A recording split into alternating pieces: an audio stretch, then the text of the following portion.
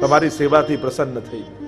પણ એવો ભાવ થાય ને બધું જાણી જાઉં ને સમજી જાઉં, બધું આવડી જાય પછી કરું, તો આખી જિંદગી શીખવામાં જતી રહેશે. અને એટલા માટે કરવા લાગુ. તો સહજ દોષો જે જન્મની સાથે પેદા થયા, સ્વભાવ જન્મની સાથે, કોઈ શરીરની ખોડખાપ પણ આપણને થઈ હોય, હવે આંખે ઘણાને દેખાતું ન હોય, ઘણે સંભળાતું ન હોય, કોઈ બોલી ન, એવું સહજ દોષો જે જન્મની સાથે પેદા થનારા છે. તો શું અમે સેવાના અધિકારી નથી? કોઈ કયા કુળમાં થયું? વાર્તા સાહિત્યમાં તો જુઓ તો બ્રાહ્મણને અધિકાર છે અને શુદ્ર હોય તો એને અધિકાર છે. મહાપ્રભુજી તો કે પંચમ વર્ણ કૃષ્ણાસ અધિકારી, પંચમ વર્ણ. અમારા વૈષ્ણવને ઠાકોરજીની ભક્તિ કરવી છે તો એ કોઈ પણ કુળમાં જન્મે, કોઈ પણ દેશમાં જન્મે કે કોઈ પણ ધર્મમાં જન્મે, ઠાકોરજીને જેના હાથની સેવા લેવી છે, ઠાકોરજી એના હાથની જ લે છે. આપણે એટલે જ રસખાન આવ્યા, અલી ખાન પઠાણ, તાજ બીબી, આ બધા યવન કુળમાં જન્મ લીધો હતો, છતાંય દૈવી જીવ છે તો ઠાકોરજી ખેંચી લે છે, પ્રભુ એને સ્વીકારી લે છે. અને એટલા માટે વાર્તા સાહિત્યમાં બ્રાહ્મણ, ક્ષત્રિય, વૈશ્ય, શૂદ્ર બધા જ છે. એટલે આપણે ત્યાં તો આચાર્યોએ કહ્યું કે વૈષ્ણવને એની જાતિ પૂછવી એ પણ એક અપરાધ છે. એને એના જ્ઞાતિથી નહીં ઓળખવું, એને એના ભાવથી ઓળખવું કે ભાવમાં કેટલો મોટો છે. વર્ણ તો વ્યવસ્થા છે, ભાગલા નથી. એટલે કે ભગવદ્ ગીતામાં ચાતુર વર્ણે મયા સૃષ્ટમ ગુણ કર્મ વિભાગ સહ, ગુણ કર્મની વ્યવસ્થા છે. ભગવાનની ભક્તિ કરવાનો જીવ માત્રને અધિકાર છે. એને તો બધાને, મહાપ્રભુ તો નામ જ સ્ત્રી શુદ્રાદુતિક્ષમ. જ્યારે પ્રાચીન કાળમાં સ્ત્રીઓને એને અધિકાર નહોતા આપતા, એવા સમયે કે જ્યારે મંદિરમાં પ્રવેશવાની પણ નિષેધ હતો, અને ત્યારે મહાપ્રભુજીએ એ સ્ત્રીને યશોદા બનાવી એના ખોળામાં ખેલતા ઠાકોરજીને કરી દીધા. વિચાર તો કરો. અને કહ્યું કે અમારા ગુરુ કોણ? તો કે એક સ્ત્રી ગોપી અમારા ગુરુ છે. ગોપિકા નામ ગુરુર પ્રોક્તા. એ સમયે મહાપ્રભુજીએ ગોપીઓને ગુરુ બનાવીને સમાજની આગળ મૂકી દીધા. યશોદાનો ભાવ આપ્યો, ગોપીઓનો ભાવ આપ્યો. ભલે તો પુરુષ દેહને એમ થયું કે અરે હું સ્ત્રી થયો હોત તો કેવું સારું થાત. એવું પુરુષોને થવા લાગ્યું કે અરે અમે ગોપી થઈએ, અમે યશોદા થઈએ. એવું ગૌરવ 500 વર્ષ પહેલા સમાજમાં મહાપ્રભુજી અપાવે છે. તો અહીંયા જે મૂળ વાત સહજ દોષ, બીજા દોષ કયા? દેશ કાલોત્થા. સહજા દેશ કાલોત્થા, દેશ અને કાળના દોષો. શાસ્ત્રોમાં આજ્ઞા કરી છે કે પવિત્ર દેશોમાં રહેવું, કારણ કે કર્મમાર્ગ આદિમાં, યજ્ઞ યાગાદિમાં દેશની પણ મહત્તા છે. તમારો યજ્ઞ ક્યારે સફળ થાય? શાસ્ત્રોએ કહ્યું આ 6 વસ્તુની શુદ્ધિ હોય ત્યારે સફળ થાય. દેશ, કાળ, દ્રવ્ય, કર્તા, કર્મ અને મંત્ર. આ 6 ની શુદ્ધિ હોય તો તમારા કરેલા વેદોક્ત યજ્ઞો સફળ થાય. એટલે ઉત્તમ દેશમાં નિવાસ કરવો. હવે ભૂમિના પણ અનેકવિધ લક્ષણો શાસ્ત્રોમાં બતાવ્યા કે ઉત્તમ ભૂમિ કહેવી કોને,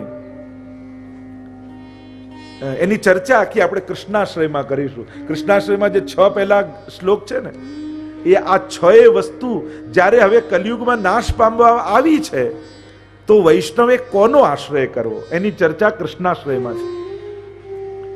તો હમણાં એનો વિસ્તાર નથી કરતો. ઉત્તમ ભૂમિ કોને કહેવી, તો અનેક લક્ષણો એના બતાવ્યા, અને એમાં પણ અનેક પ્રકારની ભૂમિ બતાવી, જે મહાપ્રભુજીના વલ્લભા કે અંગ બંગ કલિંગ કૈકટ મગધ મારુ સુરસિંધ તે તામસના અગર્યા પ્રતાપ પદરજ ગંધ. તો આમાંથી અમેને એક ભૂમિઓ એવી છે કે જ્યાં નિવાસ કરવો અપરાધ યા દોષ માન્યો છે. ઉત્તમ ભૂમિની ચર્ચા પણ કરી શાસ્ત્રોમાં. આચાર્યોએ કર્યું કે જ્યાં કાળિયાર હરણો ફરતા હોય એ શ્રેષ્ઠ ભૂમિ કઈ છે. એવી ઘણી બધી ચર્ચા. પણ આપણે ઉત્તમ ભૂમિ કોને કહીએ? કે જ્યાં ઠાકોરજી બિરાજતા હોય. એટલે કે વ્રજધામની આજુબાજુ જેનું ઘર હોય એ બધા ભાગ્યશાળી. અહો વિધના તોપે અચરા પસાર માંગુ, જન્મો જન્મ દીજે યાહી બ્રજ બસવો. અરે સમીપ નંદ ઘર, ત્યાં ગોપીજનોએ કહ્યું છે કે સમીપ નંદ ઘર, કે અમારું ઘર ક્યાં થાય? કે ઠાકોરજી રહેતા હોય ને એની નંદાલયની બાજુમાં અમારું ઘર થાય. એટલે ભાગ્યશાળી છે લોકો જે વૃદ્ધામની આસપાસ રહે. ઉત્તમ ભૂમિ એ જ કીધા ભગવત સ્વરૂપો, એટલે જેના જેના ઘરે ઠાકોરજી બિરાજતા હોય એ ઘર પણ એક તીર્થ છે. એટલે જેના ઘરે ઠાકોરજી ના હોય ને અને તમારી બાજુમાં ઠાકોરજી બિરાજતા હોય તો એ દહેલી પર દંડવત કરીને જવું એ પણ તીર્થ છે. હમણાં તો કહ્યું કે આગ લગોવા મેંડ में जहां न वल्लभ नाम, वैष्णव जन की झोपड़ी भली और देव को गाम, आग लगोवा मेंड में जहां न वल्लभ नाम. અરે એ વૈષ્ણવનું ઝૂંપડું સારું જ્યાં ઠાકોરજી બિરાજતા હોય, પણ એ મહેલને પણ ધિક્કાર છે જ્યાં અમારા ઠાકોરજીને વલ્લભ ના હોય. એવો ભાવ અમારા તો વલ્લભ સાકી મારી રાયજી કહે છે. તો દેશ કાલોકતા, દેશના દોષો. હવે જે દેશમાં તમે રહો, દેશ એટલે આપણે ત્યાં અનેક પ્રદેશોને પણ દેશ કહ્યા છે, ભારતની ભૂમિમાં પણ અને વિદેશની ભૂમિમાં પણ.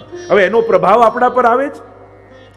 જે દેશમાં તમે રહો, હવે ઘણી વાર લોકો આવે ને થોડુંક બોલે ખબર પડી જાય કે આ અમેરિકાથી આવ્યા છે, આ ઇંગ્લેન્ડથી આવ્યા છે, આ આફ્રિકાના છે, તરત બોલે ખબર પડી જાય. પણ કારણ કે એનો પ્રભાવ તુરંત એમના વ્યવહારમાં, વાણીમાં, વિચારમાં આવી જાય. તો એ દેશના દોષો કહેવાય. કારણ કે ન કરવા છતાંય તમે એ દેશમાં રહો છો તો અમુક દોષો સહજ આવી જાય છે, સ્વાભાવિક રૂપે આવી જાય છે. બીજું કાલોત્થા, કાળના દોષો. જે કાલ ચાલતો હોય, દિવસનો કાલની પણ ચર્ચા થાય, સવાર બપોર સાંજ એની પણ ચર્ચા થાય, અને સતયુગ, ત્રેતા, દ્વાપર અને કલયુગ. હવે કલયુગમાં દોષો બહુ સહજ છે. કલીનો અર્થ જ થાય ક્લેશ. કલીનો અર્થ થાય ક્લેશ, એટલે ક્લેશ બહુ સહજ છે, સ્વાભાવિક છે. ઘરે ઘરે અનેક પ્રકારના ક્લેશો, અને કાંઈ ના હોય તો માણસ ક્લેશો ઊભા કરી લે. ઘણા એવા હોય, દિવસમાં એક બે ઝઘડા ના થાય ને તો એને મજા જ ના આવે, એમ તો કે આ દિવસ ખાલી ગયો. આ કલયુગનો પ્રભાવ ગણે. દેશ અને કાળ બદલાય એટલે માણસના વિચારો બદલાય. એટલે આપણા શાસ્ત્રોએ તો કહ્યું કે 10 વસ્તુ માણસનું ઘડતર કરે છે. આગમો અપપ્રજાદેશ, કાલઃ કર્મ ચ જન્મ ચ, ધ્યાનમ મંત્રો અથ સંસ્કારો, દશૈતે ગુણ હેતવ. આપણે અત્યારે જેવા છીએ એવા કેમ છીએ? તો કે આ 10 વસ્તુ કારણ છે. આગમો, સૌથી પહેલા શાસ્ત્ર. તમે જે શાસ્ત્રને માનો તમારું જીવન અને તમારું ઘડતર એવું થઈ જાય. જેમ કોઈ બાઇબલને માનતું હોય તો એનું વ્યક્તિત્વ, એનો વ્યવહાર એવો હોય. કોઈ કુરાનને માનતું હોય તો એનું વ્યવહાર, વ્યક્તિત્વ એવું હોય. આપણે વેદ અને પુરાણોને માનીએ એટલે આપણી જીવન પ્રણાલી, પ્રથા એવી હોય. જુદું તમને લાગે. આગમો અપ, જેવું પાણી પીઓ એવું થાય. સારું થયું હવે તો સાબરમતીમાં નર્મદાના જ પાણી છે, એટલે હવે તો બધે એક જ જલ છે. બાકી અપ, જેવું પાણી પીઓ એ પણ અસર કરે. આગમો અપ પ્રજા, જે પ્રજાની વચ્ચે રહો એવા સંસ્કારને ગુણ આવે. દેશ, જે દેશમાં રહો.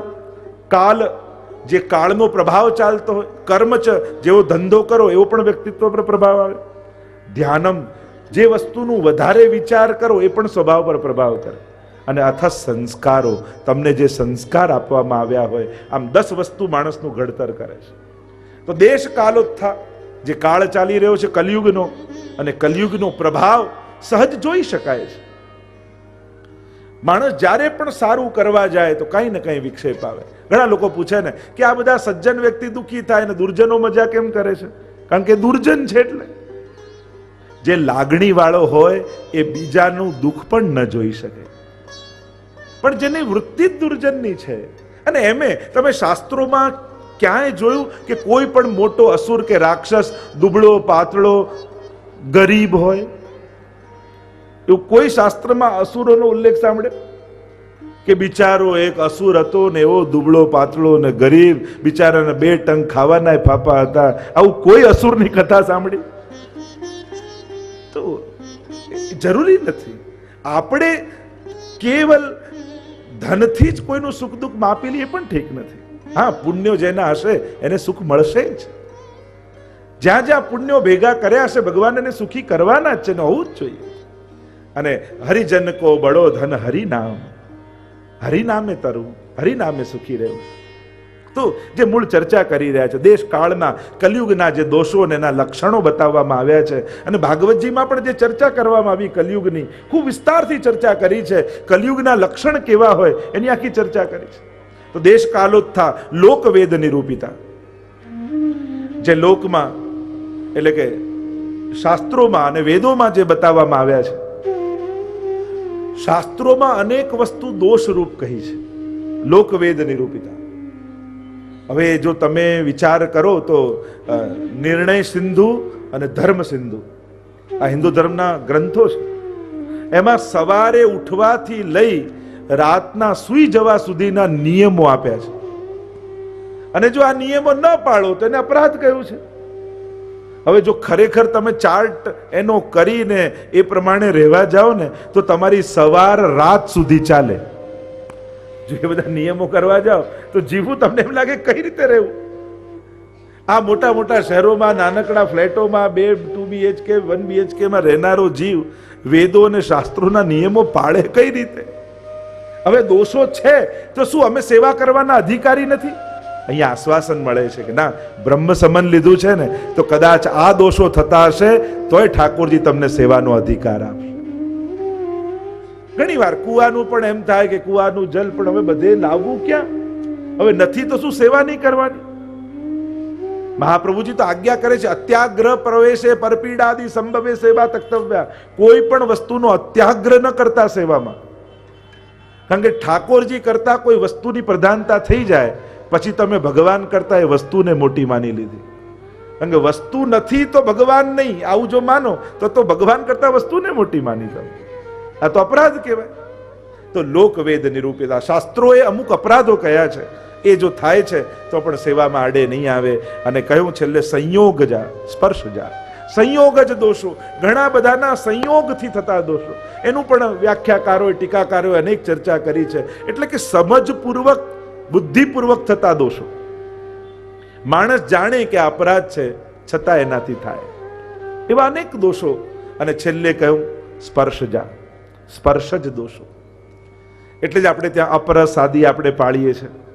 કારણ કે કોઈનો સ્પર્શ કરવાથી એના વિચારો આપણા ઉપર પ્રભાવ કરે છે, એની વૃત્તિઓ આપણા ઉપર પ્રભાવ કરે છે. અને એટલા માટે આપણે અપરસ આદિમાં હોઈએ છીએ એટલે કોઈને સ્પર્શ નથી કરતા કે આપણું ચિત્ત ભગવાનને છોડીને બીજામાં ન જાય.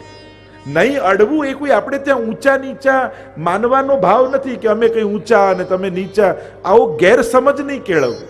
ઘણીવાર આપણી અપરસને કારણે આપણે સમાજમાં પુષ્ટિ માર્ગને સારી રીતે સમજાવી ન શકે. કોઈ મોટા કે નાના એવી વાત નથી. શાસ્ત્રોએ સ્પર્શ જ દોષ કયો છે કે કોઈનો સ્પર્શ એની વૃત્તિનો પ્રભાવ તમારા ઉપર લાવે છે. અને એટલા માટે જ્યારે ભક્તિ કરતા હો, ઠાકોરજીની સેવા કરતા હો, કારણ કે પ્રભુ પરમ પવિત્ર છે એટલે કોઈ પણ પ્રકારની અપવિત્રતા ન પ્રવેશે એની સાવધાની રાખવી. એ વિચારની હોય, બુદ્ધિની હોય, વ્યવહારની હોય, શરીરની હોય, કોઈ પણ પ્રકારની અપવિત્રતાનો પ્રવેશ ભગવાનમાં નહીં કરવા દેવો. એનો વિવેક જાળવવો. એને અપરસ, અસ્પર્શ એને અપરસ કહીએ આપણે. તો આ 5 પ્રકારના દોષો બાધા નહીં કરે એમ કહી અને આગળ મહાપ્રભુજી આજ્ઞા કરે, અન્યથા સર્વદોષાણામ ન નિવૃત્તિ કથમચન. એમ કહ્યું કે બ્રહ્મ સંબંધ વગર આ 5 દોષોની નિવૃત્તિ કોઈ પણ પ્રકારે સંભવ નથી. તમે કોઈ પણ મોટામાં મોટો યજ્ઞ કરી લો, વ્રત કરી લો, તીર્થ કરી લો, જપ કરી લો, પણ આ બધા સાધનોથી દોષ નિવૃત્તિ થતી નથી. એ તો કેવલ ને કેવલ બ્રહ્મ સંબંધ મંત્ર દ્વારા જે શરણાગતિ પ્રાપ્ત કરી છે એ શરણાગતિ દ્વારા જ આ 5 દોષોની નિવૃત્તિ થશે.